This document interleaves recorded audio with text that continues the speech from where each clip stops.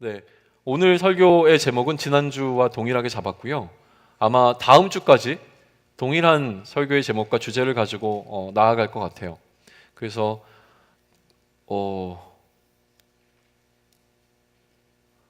근데 오늘 또 왜 이렇게 사람이 많이 오셨어요?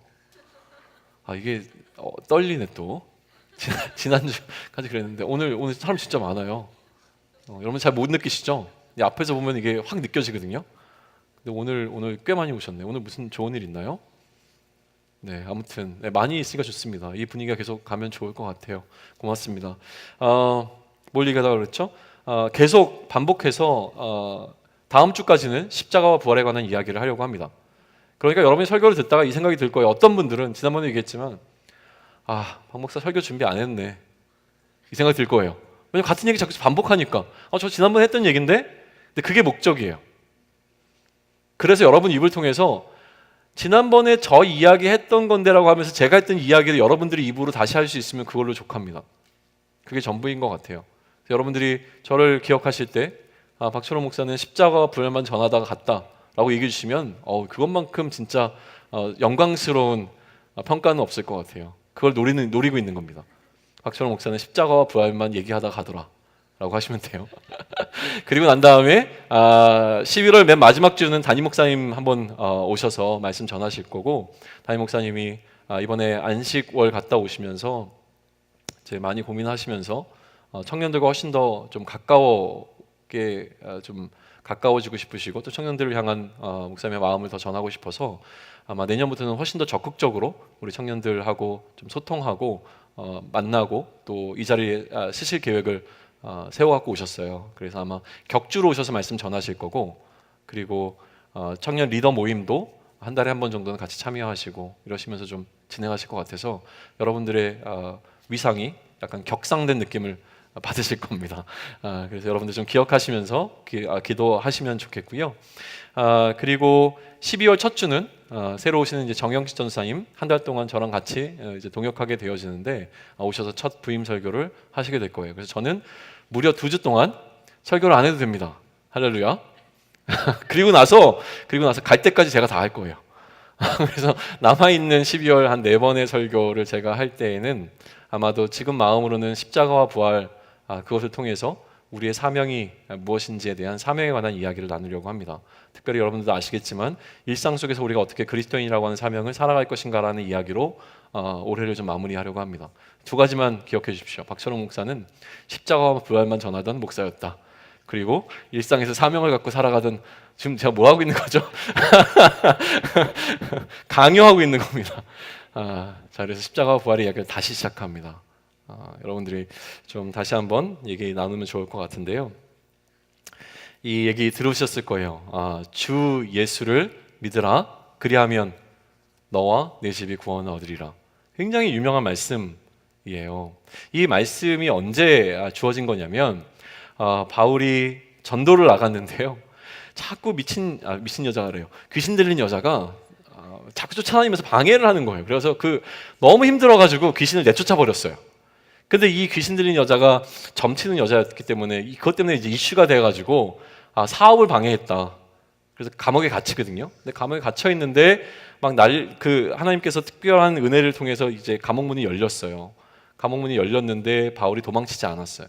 그래서 그 감옥문이 열렸는 사건을 통해서 나는 이제 죽었다고 생각했던 그 옥문을 지키던 사람이 너무 두려워가 있을 때 바울이 괜찮다, 나 여기 있다 얘기해 줬어요. 그러고 나서 이 사람이 굉장히 큰 도전을 받고 물어봤어요.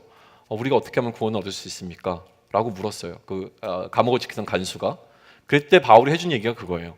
주 예수를 믿으라, 그러면 너와 내 집이 구원을 얻으리라, 이 얘기를 했어요. 그러니까 이게 전도의 핵심 문구처럼 사용되어졌습니다. 그래서 어느 교회 가게 되면 막 큼지막하게 완전히 붙여놨어요. 주 예수를 믿으라, 그리하면 너와 내 집이 구원을 얻으리라. 굉장히 우리에게 익숙한 말인 거죠.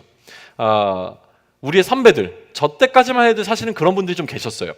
제가 여러분 세대의 나이였을 때에는 띠를 두르고 빨간색 십자가 들고 여기에는 뭐라고 써있냐면 예수천당 불신지옥 써놓고, 혹은 이렇게 팻말 같은 거를 앞뒤로 하고서 여기다가는 예수천당 불신지옥, 그러면서 십자가 들고 다니면서 계속 그것만 외치잖아요. 예수천당 불신지옥, 예수천당 불신지옥, 막 버스에서도 지하철에서도 막 그러시고 다니는 분들이 계셨어요. 사실은 최건능 목사님이라고 굉장히 유명한 목사님이 이걸 굉장히 외치셨던 목사님이 계셨는데 굉장히 강력한 메시지를 담고 있죠. 한마디로 뭡니까? 예수 믿으면 천당 가고 불신, 믿지 않으면 지옥 간다. 이게 핵심 전도의 메시지였단 말이에요. 여기까지는 잘 알려줬는데 근데 여기 익숙하잖아요. 예수 천당 불신 지옥이라고 하는 말이 무엇인지 모르는 사람이 우리 이 가운데 있을까요? 다 아시죠? 문제는 뭐냐면 예수를 믿으면 천당 가는구나. 예수를 믿으면 천국 가는구나. 예수를 믿으면 하나님 나라 가는구나. 여기까지는 됐단 말이에요. 근데 도대체 예수를 믿는다는 게 뭔지는 잘 설명이 안 된 것 같아요.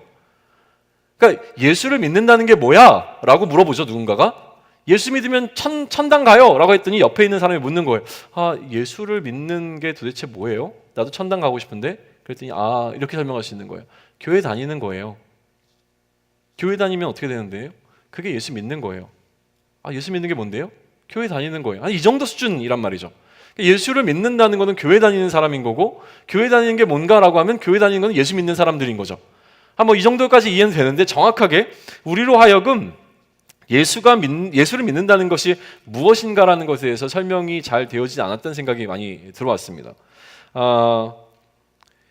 요즘의 전도는 이렇게 예수 천당 불신 지옥의 방식으로 거리에서 외치는 방식이 아니라 관계 전도를 해요. 그래서 사람들과 관계를 맺고 그 사람들과 어떤 관계가 형성된 상황 속에서 자연스럽게 교회로 이렇게 인도하는 방식을 취하는 게 훨씬 더 건강한 방식이라고 생각을 하죠. 그리고 거기에 조금 더 제가 여러분들과 함께 나눴던 것은 무엇이냐면 일상 속에서의 전도라고 저는 믿습니다. 그리고 제가 이야기하고 싶은 건 뭐냐면 궁금증을 유발하는 것이 전도의 가장 기본이고 선교의 가장 기본이라고 저는 믿습니다. 궁금증을 유발한다는 것은 무엇이냐면 예를 들면 이런 거예요. 그 뜨레스 디아스라고 하는 어떤 사역이 있어요. 제가 아직까지 제 마음속에 확 들어온 사역은 아닌데 이 뜨레스 디아스를 경험해 볼 수 있었던 시간이 있었어요. 제가 참여한 건 아니고 참관자로 가서 봤는데 예를 들면 한 50명의 참가자가 들어오면 그 50명을 장년들이 하는 수련회 같은 거예요. 그런데 며칠 동안 그 안에 들어와서 같이 생활하고 있는 거거든요. 이 50명을 위해서 한 150명의 사람들이 움직여요. 그러니까 이 50명을 뭘 보냐면 이때까지 평생 경험해보지 못했던 어떤 섬김을 한번 경험해보는 거예요. 그러니까 그런 시간을 통해서 그 사람들의 마음을 만져주는 시간들을 갖게 되어지는데 그 과정 속에서 사람들의 마음이 완전히 녹아내립니다. 근데 이 사람들이 나중에 고백을 하는데요. 어떤 고백을 하냐면 대부분의 사람들은 아무 연고가 없는 나를 위해서 저렇게 헌신적으로 무언가를 베풀어주는 사람들이 내 마음을 녹였다라고 이야기를 해요. 그리고 그 사람들이 믿는, 그 사람들을 저렇게 만들어 놓은 예수라면 나도 한번 믿어보고 싶은 생각이 들었다라는 고백을 하거든요. 이게 사실은 궁금증을 유발하는 일이라고 저는 믿습니다. 사도들이 사도로서의 역할을 감당하는 가운데 기적을 많이 행했거든요. 근데 기적의 목적은 이 기적 자체에 있는 게 아닌 것이 너무나 분명합니다. 뭐냐면 못 걷는 사람이 걷게 되어지고 죽은 자가 살아나는 이적들을 행함으로 말미암아 사람들은 몰려들었어요. 도대체 어떻게 이런 일이 일어날 수 있었죠? 그때 사도들이 했던 한마디는 뭐냐면 나에게 무슨 능력이 있어서 이런 거를 했다고 생각하지 마십시오. 예수 그리스도 그 이름의 능력이 이 일을 가능하게 했습니다라는 것을 통해서 예수 그리스도를 증거하는 방식이었거든요. 그러니까 우리가 해야 되는 것은 무엇이냐면 우리의 일상 가운데서 기적을 일으키시는 겁니다. 그게 바로 전도의 핵심이에요. 그럼 우리가 일으킬 수 있는 기적은 뭔가요? 마술도 못하는데 기적을 어떻게 부려요? 우리는 기적 그 자체가 아니라 우리의 삶을 통해서 주변에 있는 사람들에게 궁금증을 유발시키셔야 해요. 어떻게 궁금증을 유발할 수 있을까요? 그죠? 이게 숙제라는 거예요. 그런데 세상의 사람들이 살아가는 방식대로 살아가는 것을 통해서는 세상 사람들을 궁금증을 유발하지 못합니다. 성경에서 이야기하는 것은 무엇이냐면 세상의 사람들이 가고 있는 방향과는 전혀 다른 방향으로 우리가 걸어갈 때, 조금 더 다른 의미로 이야기하면 세상 가운데서 하나님 나라의 질서로 살아갈 때에 사람들이 우리를 궁금해하기 시작합니다. 가장 극단적인 예가 무엇입니까? 세상에서는 악을 악으로 갚으라고 이야기합니다. 그게 불편하지 않아요. 우리에게 손해를 끼쳤으면 거기에 대해서 보상을 받아야 합니다. 누가 우리를 힘들게 하면 그 사람을 고소해야 합니다. 그죠? 그런데 성경에서 이야기하는 것은 무엇이냐면 구약의 개념에서는 그렇게 얘기했지만 예수 그리스도를 경험한 우리들이라면 달라야 된다고 이야기합니다. 그 은혜를 받았기에 악을 악으로 갚는 것이 아니라 악을 선으로 대하라고 이야기를 해요. 그럴 때 세상은 우리를 궁금하게 여기기 시작합니다. 도대체 왜 그런 방식으로 사나요? 왜 세상의 가치관과 세상의 질서대로 살아가지 않나요? 라고 물었을 때에 우리에게 뭔가 특별한 것이 있기 때문에 이것이 가능합니다라고 얘기해 줄 수 있는 것이 우리가 해내는 전도라고 하는 것이죠. 개인적으로 저도 지금 이 시간이 아마 그런 시간인 것 같아요. 세상의 방식의 유혹이 계속 있습니다. 세상의 방식대로 하면 어떨까라는 생각들이 참 많이 들어요. 제가 알고 있고 배워왔고 할 수 있는 것들이 그런 것들이니까요. 근데 지금 저 역시도 그것들을 좀 내려놓고 정말로 하나님께서 일하심이 무엇인가를 좀 세밀하게 경험할 수 있는 시간이면 좋겠다. 그래서 사람들에게 세상과는 다른 소망이 나에게 있습니다라는 것을 좀 이야기할 수 있는 무엇이 있으면 좋겠다. 그런 시간이에요. 그런데 그런 소망의 근거가 되는 것은 무엇이냐면 제가 믿고 있는 어떤 믿음이에요. 이 믿음은 뭐냐면 하나님께서 책임지시겠지라고 하는 믿음이 있습니다. 그러니까 이 믿음이 없으면 사실은 다른 방식을 찾을 거예요. 하나님이 아닌 다른 방식을 찾아서 뭔가를 해결하려고 할 텐데 지금 제가 갖고 있는 소망은 무엇이냐면 하나님께서 나를 위하여 일하실 것이라고 하는 그 소망이 있어요. 이 소망의 근거가 되는 것은 무엇이냐면 하나님은 그렇게 일하시는 분이라고 하는 것에 관한 믿음이 있기 때문이죠. 이게 지금 얘기하고 싶은 믿음이라는 겁니다. 그러면 결국 우리가 나눠야 되는 모든 이슈의 핵심은 믿음인데 우리가 믿는 믿음이란 무엇인가? 그리고 우리가 믿는 믿음은 도대체 무엇이기에 세상을 궁금하게 만들 수 있는가라는 이 질문 가운데 우리가 답할 수 있는 답변은 하나님의 약속을 믿는 믿음이라고 이야기를 했습니다. 우리가 우리는 도대체 뭘 믿느냐? 당신들이 믿는 것이 무엇입니까? 라고 물어본다면 가장 명확하게 우리가 설명해 줘야 되는 우리의 믿음은 무엇이냐면 하나님의 약속을 믿는다라고 하는 겁니다. 한번 따라해 보실까요? 우리의 믿음은 무엇입니까? 하나님의 약속을 믿는다. 하나님의 약속을 믿는다. 따라하시면 돼요. 자, 시작. 하나님의 약속을 믿는다. 우리의 믿음은 하나님의 약속을 믿는 믿음입니다. 이거를 놓치시면 안 돼요. 우리의 믿음은 뭡니까? 하나님의 약속을 믿는 거예요. 이 하나님의 약속이 무엇인가? 그리고 우리가 믿는 하나님의 약속을 믿는 믿음의 모습이 어떤 것인가를 이야기해 주는 게 히브리서 11장에 나와 있는 이야기인데 거기서 히브리서 기자가 이야기하는 것은 무엇이냐면 이러한 하나님의 약속을 믿는 믿음 가운데 있었던 사람들은 그 약속을 믿고 있었던 것에 대해서 증거를 받았지만 이 약속이 성취되는 것을 보지는 못하고 이 세상에서 떠났다라는 이야기를 하는 거예요. 약속을 보지 못했지만 이 약속을 믿는 믿음이 있었고 그 믿음이 참된 것이라고 하는 증거를 받은 사람들이다. 그리고 믿음 가운데 하나님을 향한 그 믿음 가운데 살았던 사람들의 삶이 어떠했는지를 이야기해 주는 게 히브리서 11장이라고 하는 거예요. 그러면 우리가 믿는 것은 하나님의 약속이라고 했습니다. 우리가 믿는 것은 하나님의 약속인데 하나님의 약속은 그럼 과연 구체적으로 무엇인가라고 하는 거예요. 하나님께서 우리에게 무슨 약속을 해주셨습니까? 라고 하는 것인데요. 이 약속은 아브라함, 그 이전도 있습니다. 아담에게 주셨던 약속도 있지만 아브라함이라고 하는 한 사람에게 주셨던 약속 속에서 출발하는 것이 굉장히 자연스러워 보입니다. 하나님께서는 아브라함이라고 하는 사람을 부르셔서 그에게 약속을 주셨는데 내가 너로 큰 민족을 이루게 하고 또 너에게 약속한 땅에 들어가도록 해서 그 땅 가운데서 너로 영원토록 살게 하겠다. 그리고 네가 복의 근원이 될 것이다. 너를 통하여 복이 너희 자손들에게 흘러갈 것이다. 라고 하는 그 약속을 주셨어요. 이게 아브라함에게 주신 약속이었거든요. 그러면 이 약속이 왜 중요한가라는 거예요. 단순히 아브라함이라고 하는 사람에게 내가 너에게 땅을 주고 또 너에게 큰 민족을 이룰 수 있는 자손을 주겠다라고 하는 약속을 하시는 걸로 끝나는 게 아니라는 거죠. 이 얘기는 무엇이냐면 하나님께서 특별히 아브라함이라고 하는 한 사람을 통해서 하나님의 나라를 회복하시겠다라고 하는 하나님의 나라에 관한 약속으로 우리는 보아야 됩니다. 근데 이게 명확하게 아직 드러나진 않지만 하나님께서 우리 인간들에게 주셨던 약속은 시대를 흘러가면서 조금 더 상세화되고 구체화되는 모습을 보입니다. 그래서 이 아브라함에게 주셨던 약속이 조금 더 구체화되는 게 언제냐면 모세에게 주셨던 약속이에요. 모세를 통해서 하나님께서 이스라엘 백성에게 주셨던 약속은 무엇이냐면 이제 애굽으로부터 출애굽한 이스라엘 백성들에게 내가 그들의 하나님이 되어주고 그들은 내 백성이 될 것이라는 이야기를 해주십니다. 이게 하나님께서 이스라엘 백성들에게 주셨던 약속이라고 하는 것이죠. 무슨 약속이라고요? 하나님이 하나님 되시고 우리가 그 하나님의 백성 된다라고 하는 약속입니다. 하나님 나라에 관한 약속이 구체화되고 있는 시점인 거죠. 그러면 하나님 나라에 우리가 백성 되어진다라고 하는 이 약속이요, 왜 중요한가라고 하는 거예요. 도대체 무슨 의미가 있는가? 우리가 하나님 나라의 백성 되는 것이 무슨 중요한 것인가? 이게 왜 우리의 마음을 설레게 하는가라는 것에 대해서 우리는 좀 고민해 볼 필요가 있다고 하는 것이죠. 어떻게 고민해야 되냐면, 하나님께서 우리에게 이제부터 너희가 내 나라의 백성이 될 거야라고 얘기를 하셨다면 그 이전은 뭡니까? 하나님 나라 백성이 아니었다라고 하는 사실이 중요합니다. 그러면 하나님 나라에 대한 약속이 우리에게 주어졌다고 하는 것은 우리가 그 하나님 나라에 속하지 않은 자라고 하는 우리의 현재적인 상태에 대한 이해에서 출발을 해야 된다는 거예요. 그러면 하나님 나라가 아니면 우리는 도대체 어떤 나라에 존재하고 있었던 겁니까?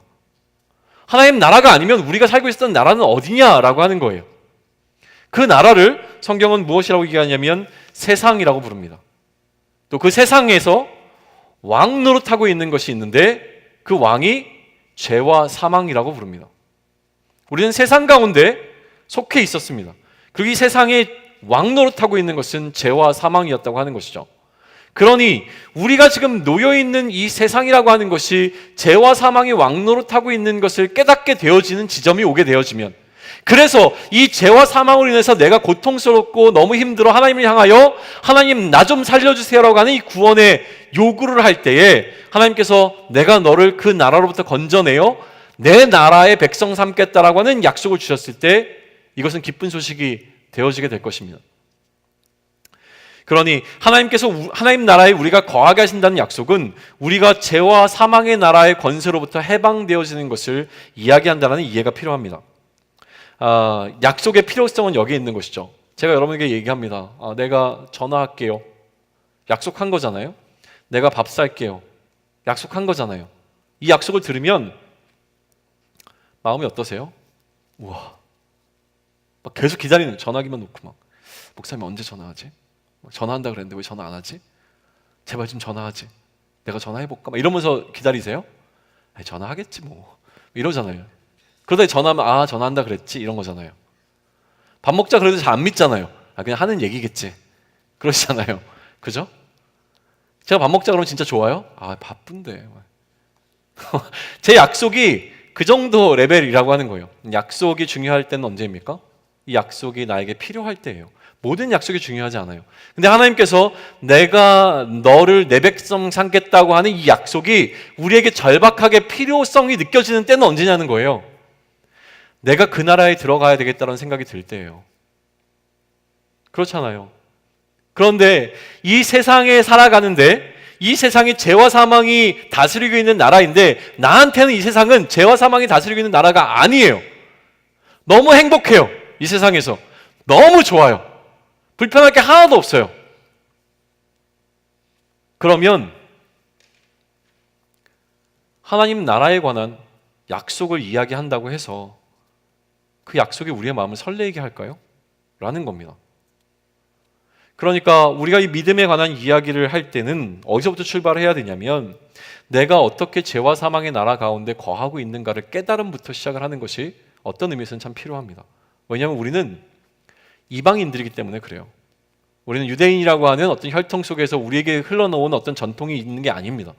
우리는 그 언약의 바깥에 놓여 있는 사람인데 다시 이 언약 가운데로 어떻게 들어오게 됐는가를 이해하기 위해서 가장 필요한 것은 무엇이냐면, 우리가 죄와 사망의 나라 가운데서 살고 있는 존재였고, 이미 우리는 구원받아서 이야기한다면 그 나라에 속해 있었던 자들이고, 그 나라에서 살아가는 삶이 얼마나 힘들고 어려운 삶이었는가를 다시 한번 깨닫게 될 때에 우리는 세상을 소망하는 것이 아니라 하나님 나라를 주시겠다고 하는 그 약속을 믿고 그 믿음 가운데 살아가는, 그 소망을 품고 살아가는 자들이 된다라고 하는 거예요. 자, 그럼 우리가 살아가는 이 세상에서 우리의 삶은 어떻습니까? 괜찮지 않나요? 살만하지 않으세요? 살만함을 느끼는 사람들은 하나님 나라가 결코 우리 마음을 치지 못합니다. 그런데 언제 하나님의 구원에 대해서 우리가 갈급하기 시작하냐면, 내 인생이 바닥을 치고 있다고 느낄 때요. 너무 힘들 때요. 근데 사실은 우리는 위장돼 있을 뿐이지 우리의 삶 자체가 하나님이 존재하지 않는다면 세상에서 그렇게 살아가는 그 삶이라고 하더라도 결국은 죄와 사망 아래에 놓여있는 삶이라고 하는 것을 깨닫게 되어지는 겁니다. 그것을 깨닫는 사람과 깨닫지 못하는 사람으로 우리는 구분해 볼 수 있을 겁니다. 죄와 사망을 다시 한번 묵상해 보면 좋을 것 같아요. 죽음의 공포가 늘 우리를 사로잡고 있습니다. 근데 이게 우리의 생명을 위협하는 것이 아니라고 하더라도 죽음의 공포란 어떤 거냐면 이거 없으면 안 될 것 같은 마음입니다. 나의 결핍이 드러나는 순간이에요. 돈을 더 벌어야 할 것 같고 무언가를 좀 더 해야 될 것 같고 내가 뭔가를 더 해야 될 것 같고 이게 안 되면 나는 어떻게 살지? 이게 없어지면 나는 어떡하지? 라는 마음이 계속 들도록 우리를 유혹하는 것이 세상의 방식이라는 거예요. 그런데 그렇게 추구하는 거 괜찮아요. 근데 그래서 그렇게 추구하는 과정 가운데 우리의 결핍이 채워지냐가 이슈입니다. 우리의 결핍을 채워주지 못합니다. 그러니까 늘 우리는 어떤 마음이 드냐면 실패한 마음이 들어요. 늘 부족하고 늘 연약하게 생각이 들죠. 그거를 채우기 위해서 우리가 찾는 것은 중독의 문제로 들어가는 어떤 것들이에요. 그러니까 이런 것들이 계속 반복되어진다라고 이야기를 합니다. 그리고 내 인생 가운데서 어렵고 내 인생 가운데 힘들 때에 우리가 찾고 있는 것이 무엇인가라고 하는 것인데요. 그것을 우상이라고 이야기합니다. 사실은. 왜냐하면 이 우상이 그 문제를 해결해 줄 것이라고 우리는 믿기 때문에 그렇죠. 근데 그것을 추구한다고 해서 우리가 지금 쳇바퀴 돌듯이 돌아가고 있는 우리의 이 결핍의 문제가 해결되겠느냐, 정말 해결되느냐를 깊이 묵상하셔야 돼요. 그 가운데 해결될 수 없음을 깨닫게 되어질 때 그때 우리가 찾게 되는 것이 하나님이기 때문에 그렇다라고 하는 것이죠. 그런 결핍을 경험한 사람들, 그래서 죄와 사망의 그늘 아래 놓여 있는 것을 깨닫는 사람들에게 하나님 나라라고 하는 이야기는 우리의 소망이 될 수 있는 근거가 된다고 하는 것이죠. 죄에 관한 이야기를 하려면 사실은 시간이 굉장히 많이 필요해서 좀 그냥 간략화시켜서 이야기를 하겠습니다. 지난 시간에 우리는 얘기를 했습니다. 우리가 예수님을 십자가에 죽게 만든 그 책임이 우리에게 있는가를 좀 묵상해 보라고 했는데요. 어떻게 좀 마음이 와 닿으십니까? 대부분의 사람들은 그런 마음을 갖기가 쉽지는 않을 거예요. 우리가 1차적인 책임이 우리에게 있다고 느껴지지 않기 때문에 그렇죠. 근데 내가 죄인이라고 하는 것을 어떻게 깨달을 수 있겠는가라는 이슈는 굉장히 중요한 이슈 가운데 하나인데, 성경에서 말하는 죄의 개념은 일반적인 우리 사회에서 이야기하는 죄의 개념과는 다릅니다. 성경에서 이야기하는 죄란 하나님께서 말씀하신 명령을 불순종하는 것은 뭐든지 다 죄입니다. 세상에서 죄라고 규정 지어도 하나님께서 괜찮다라고 하시면 죄가 아닙니다. 이 개념이 좀 어려우면서도 굉장히 단순한 개념이죠. 그래서 우리가 지금 죄라고 이야기하는 것은 세상에서 내가 세상의 질서를 따라 살고 있는가, 세상에 얘기하는 어떤 사회적인 법을 잘 지키고 있는가를 넘어서서 하나님께서 그 가운데 주신 의미들을 우리가 잘 지켜나가고 있는가라고 하는 것이 훨씬 더 중요한 이슈가 되어진다라고 하는 거예요. 이 부분은 사실은 그래프를 그려가면서 설명을 해야 되는데 그냥 넘어가겠습니다. 그런데 그냥 우리는 하나님을 알지 못하는 상황에서 다시 한번 출발해 보시죠. 그냥 일상을 살아가고 있습니다. 하나님을 모릅니다. 그리고 우리에게는 사회에서 요구하는 법이 있습니다. 그리고 우리 양심의 법도 있다고 이야기를 합니다. 자연의 법하고는 다르다고 이야기하죠. 자연의 법은 약육 강식이라고 이야기하잖아요. 강한 자가 사실은 약한 자의 것을 앗아가는 방식으로 세상은 좀 굴러가고 있는 게 맞는 것 같아요. 그런데 우리 인간들은 그렇게 살면 안 된다고 이야기하잖아요. 다른 사람의 것을 보호해야 되고 다른 사람들을 우리는 배려하면서 가야 됩니다. 다른 사람들의 인권을 높여줘야 되고, 지금 이 시대는 오히려 동물의 인권까지도 보호해야 되는 시대로 가고 있는 거예요. 그런데 이런 모든 것들을 고려했을 때 왜 그래야 할까요? 라는 질문 한번 던져보시면 좋을 것 같아요. 왜 그래야 할까? 여러분들 왜 그렇게 사십니까? 이죠. 근데 여기에 대해서 뭐 여러 가지 이야기할 수 있을 것 같은데 제가 너무 단순화시켜서 얘기해서 너무 죄송해요. 근데 이렇게 한번 흐름을 끌고 가시죠. 우리에게는요, 우리도 모르게 무언가 내가 그렇게 하지 아니하면 어떤 절대적인 존재에게 나의 삶을 평가받을 것이라고 하는 생각이 자연스럽게 있다라고 이제 이야기를 해요. 그래서 이렇게 살지 않으면 나중에 벌레로 태어난다든지, 이렇게 살지 않으면 평생 동안 나는 괴롭힘을 당한다든지, 뭐 이런 어떤 심판에 대한 두려움이 기본적으로 모든 인간들 마음속에 있다라고 보는 겁니다. 어떤 사람이 이런 음모론을 이야기한 적이 있어요. 남의 것을 빼앗지 말라라고 하는 이야기가 많은 것을 갖고 있는 0.1%의 사람들이 우리들을 조종하기 위해서 학습시킨 거면 어떡할 거냐, 뭐 이런 얘기들, 음모론 이런 거 보면 사실 되게 그럴싸하거든요. 돈에 관한 어떤 음모론 이런 거 되게 재밌어요. 아무튼 그래요. 그러니까 그런 것들로 우리가 본다면, 그런 게 아니라면 사실 우리가 삶을 살아가면서 경험하게 되는 모든 순간들에 우리 마음속에 은연중에 들어와 있는 것은 무엇이면 누군가가 우리의 삶을 평가할 것이라고 하는 그 두려움이 있다고 하는 것이죠. 로마서는 그런 방식으로 쓰여졌습니다. 우리 모두는 하나님이라고 하는 절대적인 신이 존재하고 그 신의 진노 아래 놓여 있는 자들인데, 이 진노를 피하기 위해서는 명확한 방법이 하나 있다. 그게 뭐냐면 그 신이 원하는 방식대로 잘 살면 된다는 거예요.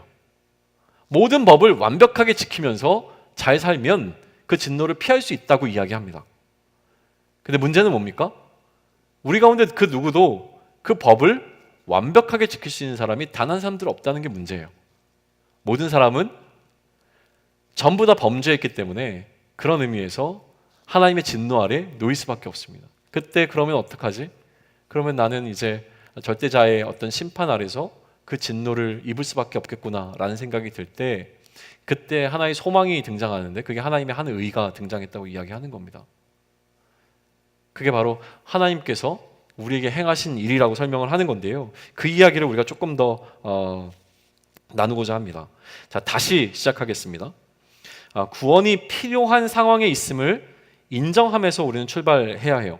그러니까 내가 지금 이 상황 그대로 있으면 하나님이라고 하는 혹은 어떤 신의 존재의 진노 아래서 거기서 내가 벗어날 수 없다라고 하는 것을 인정하는 그 출발선에서 다시 한번 이야기를 해보시죠.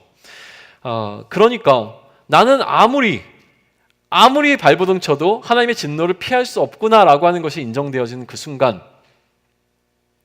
내가 아무리 노력하고 이 세상에서 자신이 구원자라고 이야기하는 어떤 대상들, 예를 들면 그게 물질의 우상이든 아니면 뭐가 있을까요? 하여튼 수많은 우상들을 내가 쫓아서 이 우상들이 나의 삶을 구원해 줄 것이라고 믿고 그것들에 나의 인생을 의탁했다고 하더라도 이것이 해결되어지지 않는 것을 깨닫는 그 지점에 이르렀을 때, 그때에 우리가 느끼는 것은 절망입니다. 어떡하지? 나는 더 이상 이 진노 아래서 내가 구원을 받을 수 없겠구나를 깨닫게 될 때에, 그때 우리 가운데 주어지는 것이 하나님의 약속이라고 하는 것이죠. 하나님께서 우리에게 무슨 약속을 하시냐면 내가 너를 구원해 줄게 라는 약속을 하신 겁니다. 그러니 이제 아무 소망이 없고 절망 가운데 놓여 있는 내가 도저히 하나님의 진노를 피할 수 없고 나는 이제 망했구나라고 생각이 드는 어떤 그 절망의 순간, 그래서 죄와 사망이라고 하는 이 우리에게 왕노릇하고 있는 죄와 사망의 이 통치로부터 벗어날 수 없고 나는 영원토록 죄와 사망 아래 종노릇할 수밖에 없는 사람이구나, 그런 존재구나라고 깨닫게 되어지는 그 순간 어떡하지? 라는 생각이 들 때에 하나님의 약속이 우리 앞에 놓여 있는 겁니다. 괜찮아, 내가 너를 구원해 줄 거야. 그러니 이제 필요한 거는 뭐냐면 하나님이 나를 구원해 주겠다고 했으니 그 약속을 믿어야겠구나. 이거를 믿는 믿음이 이제 중요해지기 시작하는 거죠. 모든 것이 다 끊어져 버린 절망의 상황에서 하나님께서 우리를 구원하실 때는 그 약속만 붙잡고 있는 것이 바로 우리가 가져야 되는 믿음이라고 하는 거예요. 왜냐하면 그러한 믿음을 갖고 있는 자를 하나님께서 의롭다 해주셨기 때문에 그래요. 여기서 약간 이제 얘기가 어려워지기 시작합니다. 아브라함에게 하나님께서 그 약속을 주셨어요. 내가 너에게 수많은 자손들을 줄 거고 그들이 내가 약속해준 그 땅에서 살게 될 거야 라는 이야기를 하셨을 때에 아브라함은 아이를 낳을 수 있는 상황이 아니었습니다. 아이를 바랄 수 없는 가운데 그는 하나님께서 자신을 통해서 그렇게 하실 것이라고 하는 것을 믿었어요. 아브라함이 정말 자신의 어떤 육체적인 상황을 바라봤을 때는 결코 자녀를 낳을 수 없는 상황인데도 불구하고 하나님께서 나를 통하여 큰 민족을 이루게 하실 것이라는 것을 믿었기 때문에 하나님께서 그 믿음을 보시고 아브라함을 의롭다 하셨습니다. 자, 이런 의롭다 한 것이 중요한데, 의롭다 하신 것은 무슨 의미냐면 하나님의 진노를 피할 수 있다는 겁니다. 의로운 자는 하나님의 진노를 피할 수 있습니다. 그러나 불의한 자는 하나님의 진노를 피할 수 없죠. 불의했던 자가 하나님 앞에 의로운 자가 되어지는 그 순간 작동했던 원리는 무엇이냐면 하나님의 약속을 믿는 믿음이었다는 사실입니다. 그리고 그 원리는 오늘을 살아가는 우리에게도 여전히 동일하게 작동한다고 이야기를 하는 거예요. 우리가 믿어야 되는 그 믿음이란 무엇이냐면 하나님이 우리를 구원해 주겠다는 그 약속을 믿는 믿음이에요. 그 약속을 믿으면 하나님께서 우리를 의롭다 여겨주시고 그 의롭다 하심으로 말미암아 우리는 구원받게 되어지는 이 복잡한 어떤 이야기가 얽혀서 진행이 되어집니다. 왜 그러냐면 하나님의 약속을 믿는 자에게는요, 하나님만 의지하게 되어집니다. 하나님이 하실 거야. 그러니 하나님께서는 우리에게 행하셨던 그 하나님의 약속을 지키시기 위하여 하나님의 의를 나타내십니다. 하나님의 의란 약속하시는 걸 지키시는 거예요. 하나님이 약속해놓고 안 지키시면 불의한 거잖아요. 근데 하나님의 의가 나타납니다. 어떻게 해요? 내가 너를 구원해주겠다고 하는 그 약속을 지키시는 것이 하나님의 의입니다. 근데 이 하나님의 의가 드러날 때에 우리는 뭘 하고 있어야 되냐면 하나님의 그 의가 드러날 것을 믿고 있어야 되는 거예요. 그러니 그 믿음 가운데 있었던 자에게는 하나님께서 하나님의 의를 나타내시고 그 하나님의 의로 말미암아 우리 또한 의롭게 되어지는 겁니다. 이 이야기가 믿음으로 믿음에 이르게 되어지는, 그래서 믿음으로 그 의롭다함을 얻게 되어지는 것에 관한 이야기라고 하는 거예요. 그러면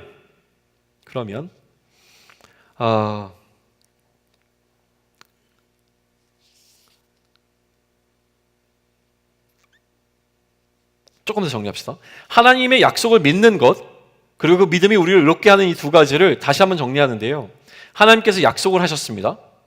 그리고 하나님이 우리를 절망 가운데서 구원하실 것에 관한 약속이었어요. 그러니까 우리에게 필요한 것은 하나님이 나를 이 절망 가운데서 구원해 주실 것이라고 하는 그 약속만 믿으면 됩니다. 그리고 하나님만 전적으로 신뢰하면 돼요. 다른 어떤 것이 내가 너를 구원해 줄게라고 얘기를 해도 우리는 하나님이 나를 구원하실 것이라는 그 약속만 신뢰하면 되죠. 왜냐하면 하나님이 하시니까요. 하나님이 하실 것을 믿었더니 하나님께서 실제로 우리를 구원하셨습니다. 하나님께서 우리를 구원하셨다는 것은 하나님께서 우리를 의롭게 만드셨다는 거예요. 왜냐하면 불의하면 우리는 구원받을 수 없으니까요. 믿으니 의롭게 되어지는 것은 그러한 과정 속에서 일어난 일입니다. 그렇다면 우리가 의롭게 되지 못하는 것은 무엇 때문이겠습니까? 하나님을 믿지 못했기 때문입니다. 어떤 상황이 오면 우리는 하나님을 신뢰하기보다는 하나님을 믿지 못하기에 더 신뢰할 만한 어떤 것을 찾아가요. 이게 우리의 믿음 없음이 되어집니다. 우리가 절망 가운데서 죽을 것 같은 마음이 들 때에 우리가 찾는 것이 하나님께서 나를 구원하실 것이라고 하는 그 믿음인지 아니면 하나님이 아닌 실제로 나를 도와줄 수 있는 어떤 것인지 우리가 한번 살펴보는 것이 그런 의미에서 필요합니다. 이것은 제 개인적인 절규입니다. 지금 저의 상황이 그렇기 때문에 더 그럴 수 있습니다. 하나님을 더 신뢰하고 싶은 거예요. 하나님만을 신뢰하고 싶은 거예요. 이게 필요한 것이 믿음입니다. 그것을 경험해내야 되는 것이죠. 우리가 믿음으로 하나님께서 나를 구원해 주실 거라는 그 약속을 믿고 있었더니 하나님께서 실제로 어떤 상황 가운데 나를 구원해 주셨다. 이게 하나님의 일하심을 경험하는 겁니다. 왜 그러냐면 하나님께서 나의 생명의 문제를 해결해 주셨어요. 이미. 그러면 나의 생명의 문제는 이미 해결되었습니다. 그 하나님께서 이 땅에 살아가면서 내 앞에 마주하게 되는 어떤 어려운 상황들을 두고 보시겠어요? 내 생명을 건져주신 하나님께서 지금 이 땅을 살아가면서 내 앞에 오게 되어진 어떤 문제들을 가만 냅두시겠냐는 거예요. 하나님은 반드시 해결해 주십니다. 그런데 우리의 믿음이 흔들리는 이유가 별도로 또 있는 거죠. 죽음의 공포가 자꾸 우리를 힘들게 합니다. 야, 하나님으로 되겠어? 진짜? 그러다 너 죽어. 그러니까 하나님은 하나님이고 하나님만큼 나를 도와줄 수 있는 어떤 것들을 찾아가게 되는 것이죠. 그때 우리의 믿음이 흔들리게 된다라고 하는 거예요. 근데 성경은요, 어디까지 이야기하냐면 세상이 자꾸 얘기하는 거예요. 너 그러다 죽어. 너 그러다 죽어. 근데 진짜로 죽었어요. 그럼 어떻게 되는 거죠? 세상이 옳은 겁니까? 아니라고 이야기합니다. 그게 부활의 개념이에요. 실제로 그렇게 믿음 가운데 살아가다가 그 믿음 때문에 네가 죽음을 당한다고 할지라도 하나님께서 어떻게 하실 것을 신뢰해라? 다시 살리실 것을 믿으라라고 이야기를 하는 거예요. 사기처럼 느껴지십니까? 그게 분명한 약속이라는 것이죠. 그렇다면 하나님께서 구체적으로 우리를 구원하실 것인데 어떻게 구원하시는가라고 하는 것이에요. 거기에서 우리가 얘기했던 게 뭐냐면 다윗에게 주셨던 언약이었습니다. 하나님께서 우리를 구원하실 거예요. 그런데 어떻게 구원하십니까? 그리스도를 보내서, 영원한 왕위를 갖고 있는 그 그리스도를 보내서, 영원토록 왕위를 갖고 있다는 건 뭐예요? 다시금 우리의 왕이 되어주시면 그 왕은 그 자리에서 물러나지 않는다는 거예요.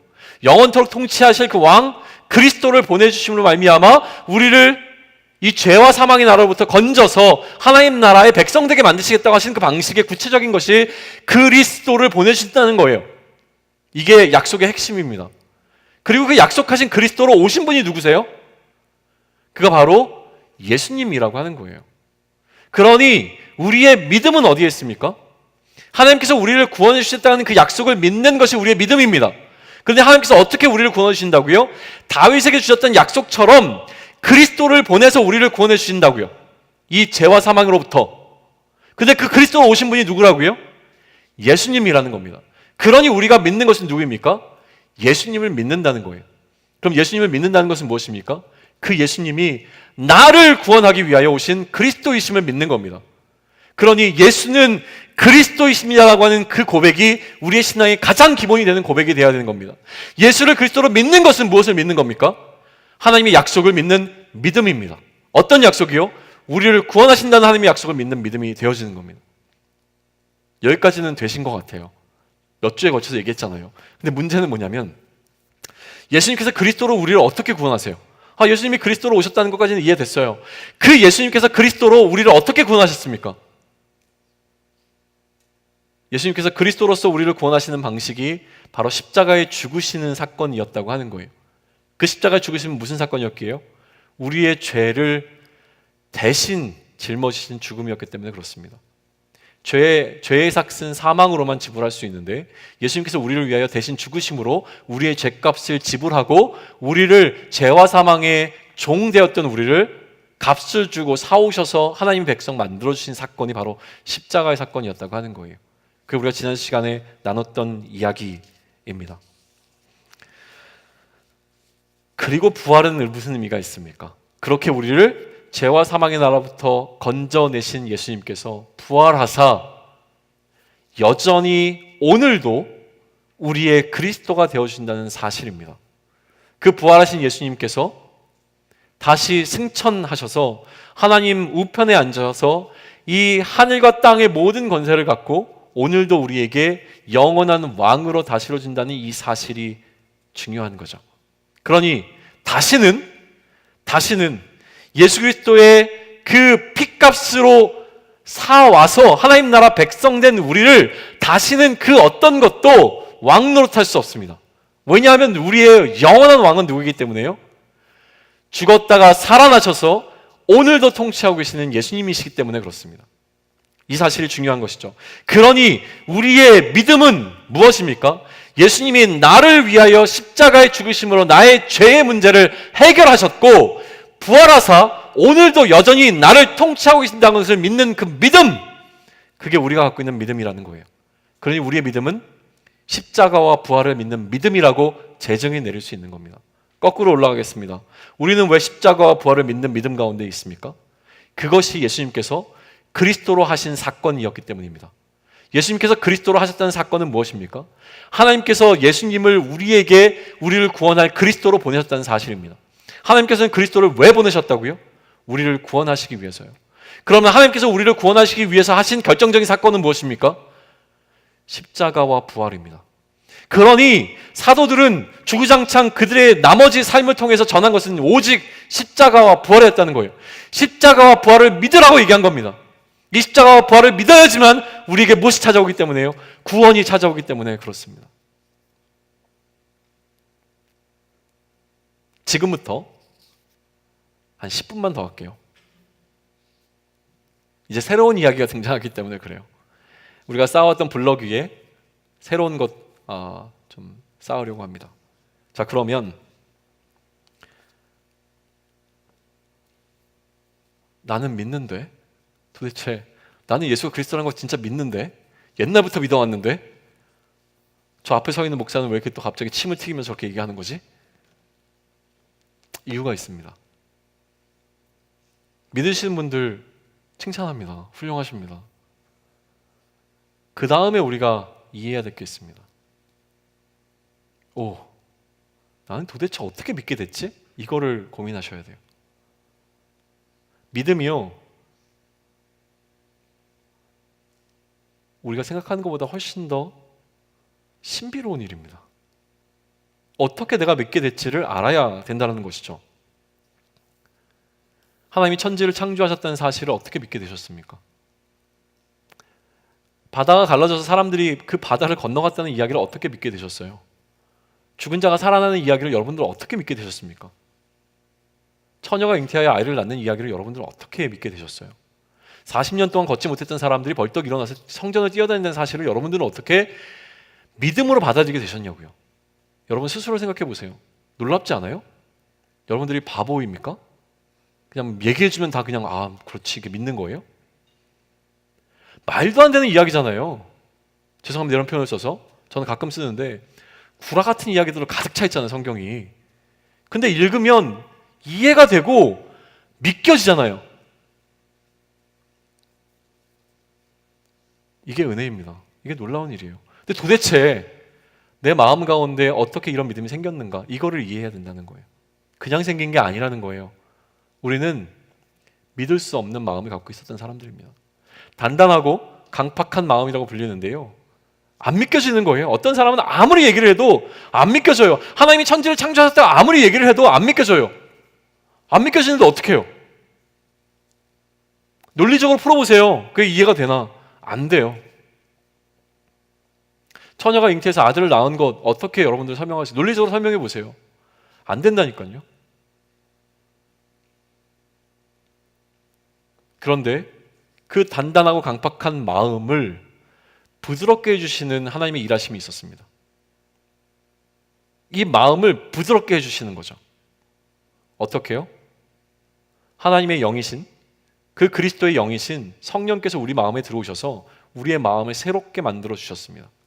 그러니 우리가 믿은 줄 알았는데 믿고 나서 돌아보니 이 믿음이 어떻게 생겼냐면, 성령이 은혜로 나에게 들어오셔서 내 마음을 완전히 바꿔놓으셔서 나로 하여금 이 말도 안 되는 이야기들을 믿게 해주셨다는 거예요.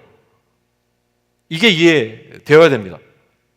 왜 이 부분을 강조하냐면, 이 부분 나중에 조금 더 강조할 텐데, 지금은 우리의 믿음이 무엇으로 말미암았냐면 그리스도의 영이, 하나님의 영이신 성령이 우리 가운데 들어오심을 우리가 믿게 되었다는 사실만 이해하면 됩니다.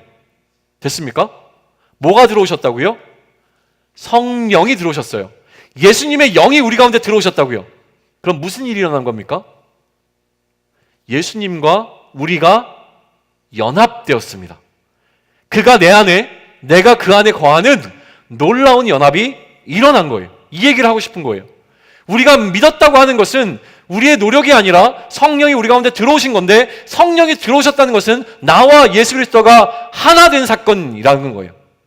그러니 이 예수님과 내가 하나 되는 사건은요, 그냥 그런 사건이 아니라 어마어마하게 신비로운 사건인데, 예수님은 시간과 공간을 초월하시는 분입니다. 하나님이시죠. 그 예수님과 우리가 하나가 되어짐으로 말미암아 어떤 일이 일어났냐면 시간을 초월합니다. 우리는 죄송해요. 이제 결혼하는 커플이 있는데, 결혼을 하고 나면 둘이서 부부로 한 몸 되어 이제 평생을 살아갈 거예요. 그러나 그 이전에는 따로 살았던 삶이에요. 그런데 예수님과 연합되어지는 것은 완전히 차원이 다릅니다. 뭐냐면 과거를 소급해서 올라갈 수 있습니다. 그래서 이렇게 되는 거예요. 예수님이 십자가에 죽으실 때에 그 예수님과 연합되어 있던 나도 그 십자가에서 같이 죽은 겁니다. 예수님이 죽으신 것이 너무나 분명하니 우리도 그때 그 십자가에 함께 죽은 것이 되어진다는 거예요. 그래서 로마서 6장은 이야기합니다. 너희가 십자가에 죽은 것이 너무나 분명하니, 그리고 예수님의 부활이 너무나 확실한 사건이니, 십자가에 죽은 것이 분명하다면 이제는 너희 또한 부활한 자로 살아가라, 이 얘기를 하는 거예요. 갈라디아서 오늘 본문 가운데서 바울은 이렇게 고백합니다. 그런즉 내가 그리스도와 함께 십자가에 못 박혔나니 그런즉 이제는 내가 사는 것이 아니요 내가 그리스도와 함께 그가 내 안에 사는 것이라고 고백하게 되어진 일이 일어나는 겁니다. 이게 중요한 겁니다. 연합이라고 하는 이야기를 한 거예요. 그러면 자,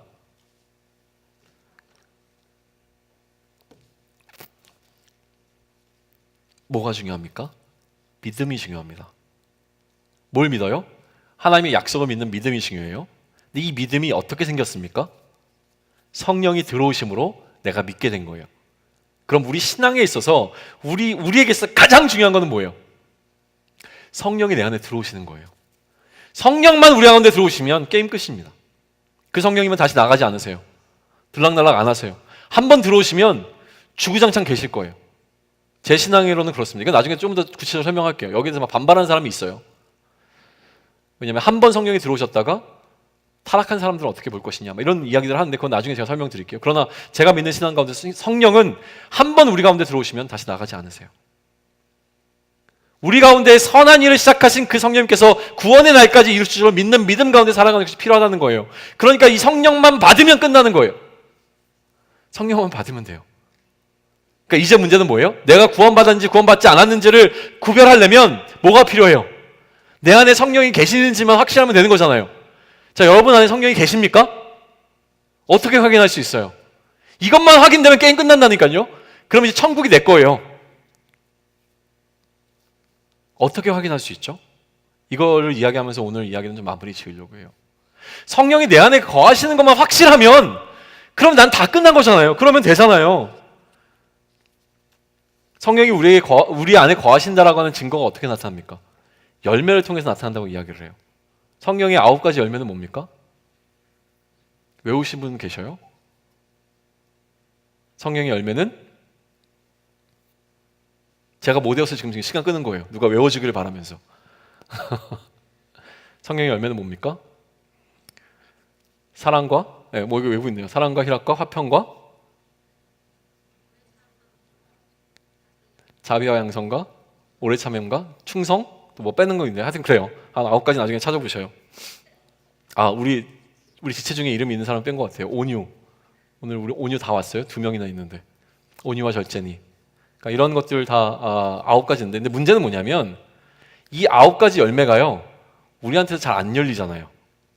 아니에요? 막 주렁주렁 열려 계세요? 존경합니다. 잘 안 열려요.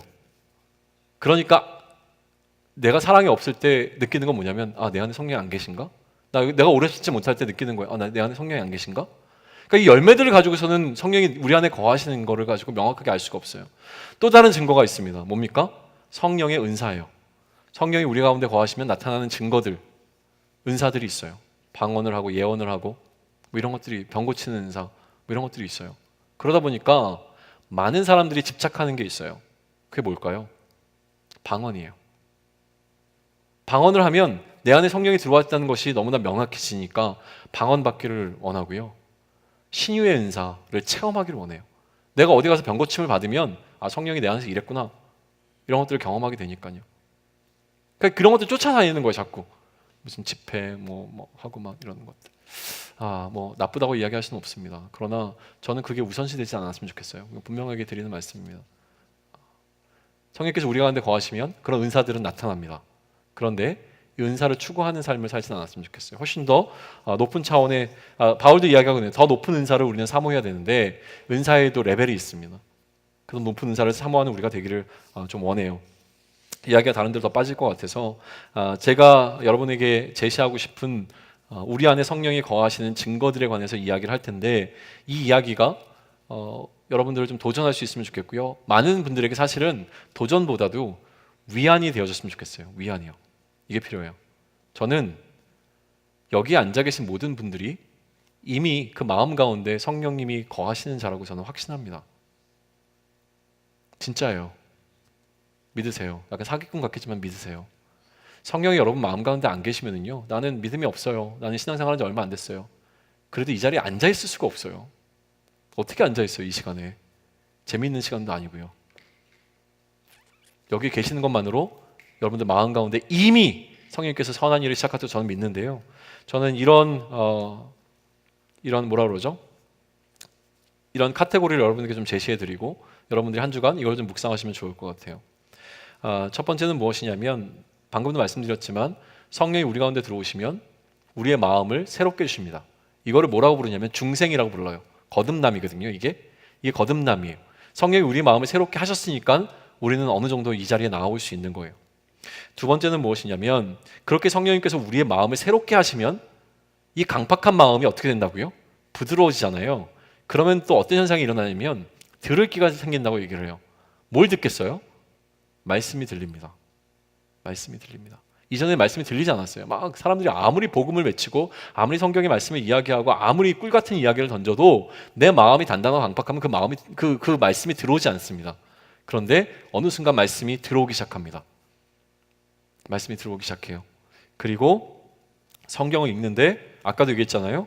정말 믿을 수 없는 이야기, 말도 안 되는 것 같은 이야기들이 이제는 이해되기 시작해요. 처음에는 그럴 수 있겠구나, 그런가 보다. 나중에는 이게 막 이해가 되면 주체할 수가 없는 감동을 느끼게 되죠. 여기서 끝나지 않습니다. 말씀이 이해되는 것뿐만 아니라 이 말씀대로 살고 싶은 마음이 들어요. 또 이 말씀대로 살지 못하면 왠지 내 마음에 부담감이 생겨요.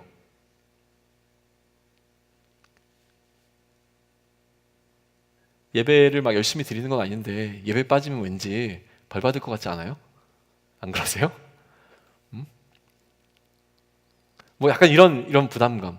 그리고 괜히 그리스도인인데 또 식사할 때 식사기도 빼먹고 이러면 왠지 안 될 것 같고 막 이런 어떤 말씀이 우리에게 주는 어떤 그 부담감들이 우리에게 조금씩 생겨나기 시작합니다. 해야 될 것 같고요. 왜냐하면 이해됐기 때문에 그 말씀이 내 삶 가운데서 뭔가 작동하기 시작해요. 이거를 조금 더 어렵게 얘기하면 성화, 그러니까 거룩해지는 과정인데요. 이 부분은 나중에 구체적으로 설명을 좀 드리겠습니다. 그리고 마지막으로 뭐냐면 내가 알게 된 것을 누군가에게 이야기하고 싶어집니다. 제가 잘 쓰는 비유인데요. 내가 어떻게 하다가 나만의 레시피를 만들어냈어요. 너무 새로운 조리법을 발견하게 됐어요. 나 혼자 맨날 남모르게 먹을까요? 아니거든요. 만들어서 주고 싶어요. 누군가에게 알려주고 싶어요. 우리가 좋은 걸 발견했습니다. 오늘도 누가 좋은 카페를 올렸더라고요. 알려주고 싶어요. 내가 정말 좋은 것을 깨닫게 되잖아요. 그 말씀을 알려주고 싶어요. 이게 우리 안에 누가 존재한다는 증거냐면 성령이 계시다는 증거로 저는 믿습니다.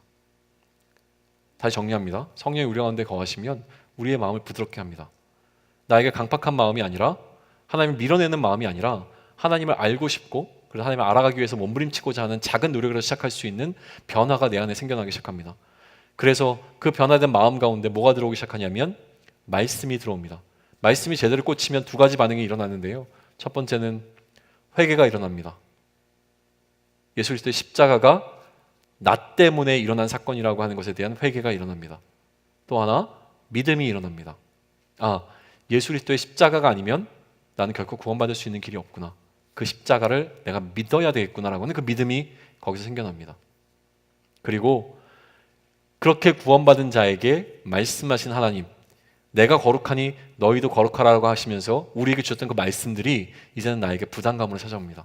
나도 그렇게 살아야 되는데, 잘 살아야 되는데, 좀 더 열심을 내야 되는데, 내가 지금 이 모양이지만 그래도 예배자로 살아야 되는데, 일상 가운데서 예배자로 살아야 되는데, 난 청년 그리스도인인데 내가 이렇게 살면 안 되는데, 내가 이렇게 구라치면서 이렇게 사기치면서 이렇게 하면 안 되는데 부담이 생기기 시작해요.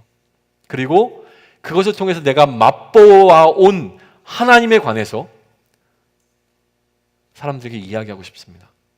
내가 경험한 그 하나님의 맛을 사람들에게 알려주고 싶어요. 그게 새 노래입니다. 우리가 노래를 통해서 부르는 거예요. 하나님 진짜 awesome. 야, 너 그 하나님 알아? 내가 이 하나님을 경험했단 말이야. 진짜. 막 옆에서 뭐라 그래? 야, 뭐 그런 게 어디 있어? 막. 몰라. 네가 뭐. 근데 나는 경험했어. 이거는 진짜 나한테는 사실이야. 이 얘기 이게 자연스럽게 전도인 거죠. 그죠? 그 경험하신 하나님 때문에 내가 이렇게 살 수 있어. 삶이 변화되기 시작하잖아요. 세상의 사람들은 우리를 궁금해하기 시작합니다. 이렇게 연결되는 거예요. 되셨죠? 잘 정리됐습니까? 네, 집중하고 따라와 주셔서 너무 고맙습니다. 힘들었을 텐데. 우리 찬양하면서 마음을 좀 정돈하겠습니다.